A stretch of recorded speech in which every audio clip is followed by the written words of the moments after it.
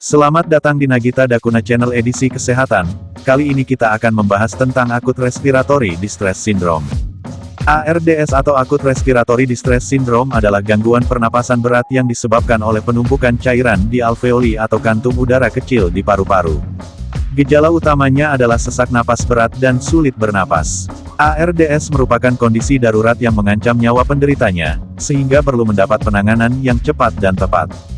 Penyebab Acute Respiratory Distress Syndrome.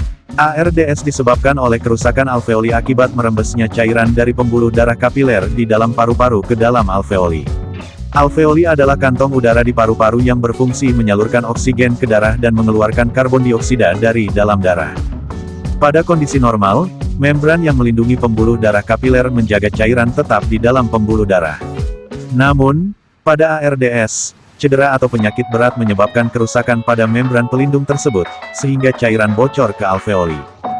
Penumpukan cairan tersebut membuat paru-paru tidak bisa terisi udara, sehingga pasokan oksigen ke aliran darah dan tubuh menjadi berkurang. Kekurangan pasokan oksigen ini akan menyebabkan terhentinya fungsi organ, termasuk otak dan ginjal. Jika dibiarkan, kondisi ini akan mengancam nyawa penderitanya. Beberapa kondisi dan penyakit yang bisa menyebabkan ARDS yaitu sepsis, cedera di kepala atau dada, misalnya akibat benturan atau kecelakaan, pneumonia atau infeksi paru-paru yang berat, luka bakar, menghirup zat berbahaya, seperti asap pekat atau uap kimia, tersedak atau kondisi nyaris tenggelam, menerima transfusi darah dengan volume darah yang banyak, pankreatitis.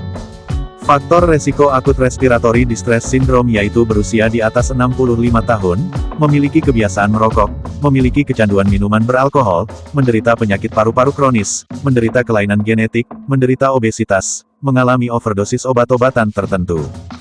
Gejala Acute Respiratory Distress Syndrome yaitu napas pendek dan cepat, sesak napas, tekanan darah rendah atau hipotensi, tubuh terasa sangat lelah, keringat berlebih, bibir atau kuku berwarna kebiruan atau sianosis, nyeri dada, denyut jantung meningkat atau takikardia, batuk, demam, sakit kepala atau pusing, bingung. Diagnosis Acute Respiratory Distress Syndrome. Dokter akan menanyakan gejala dan riwayat penyakit pasien, dilanjutkan dengan pemeriksaan fisik. Pemeriksaan fisik yang dilakukan antara lain pemeriksaan tanda-tanda vital, seperti laju atau frekuensi pernapasan, tekanan darah, denyut nadi, suhu, serta warna kebiruan pada bibir dan kuku, dan pemeriksaan fisik dinding dada. Untuk memastikan diagnosis dan penyebab, dokter akan melakukan sejumlah pemeriksaan berikut ini yaitu tes darah, untuk mengukur kadar oksigen dalam darah atau analisa gas darah dan memeriksa kemungkinan anemia atau infeksi, ronsen dada, untuk melihat lokasi dan banyaknya penumpukan cairan di dalam paru-paru, sekaligus mendeteksi kemungkinan pembesaran jantung, CT scan, untuk melihat kondisi paru-paru dan jantung dengan gambaran yang lebih detail. Ekokardiografi atau USG jantung, untuk menilai kondisi dan struktur jantung serta mendeteksi ada tidaknya gangguan fungsi jantung.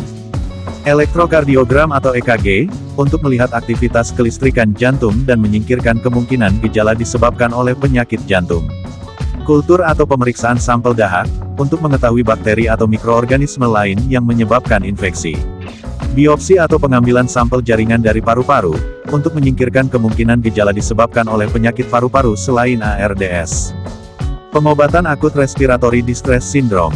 Pengobatan ARDS bertujuan untuk meningkatkan kadar oksigen dalam darah agar organ tubuh pasien berfungsi normal dan terhindar dari gagal organ. Tujuan lain dari pengobatan ARDS adalah untuk meredakan gejala dan mencegah komplikasi.